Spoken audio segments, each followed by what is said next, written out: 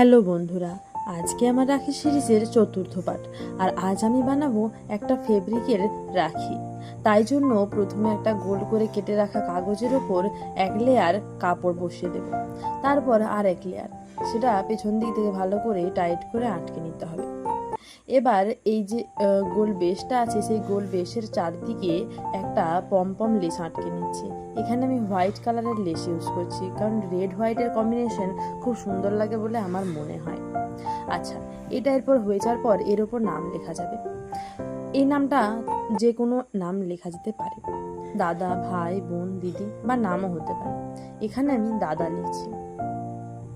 আর নিচের এই পোর্শনটাতেও অনেক কিছু করা যেতে পারে, ধান দিয়ে ডিজাইন বা যে কোনো চার্ম বা যে কোনো কড়িও ইউজ করা যেতে পারে। এবার সেটা তোমাদের পছন্দ মতো, যেটা দিলে ভালো বলে মনে হয় সেটাই দিতে পারো। এবার পিছনের দিক থেকে একটা দড়ি আর ব্যাক সাইডটা কভার করার জন্য একটা কাপড়ের টুকরো দিয়ে দিলেই আমাদের রাখি কমপ্লিট। আজকে রাখিটা কেমন লাগলো সবাই জানিও, আর ভালো লাগলে লাইক কমেন্ট করে দিও। আজকের মতো টাটা।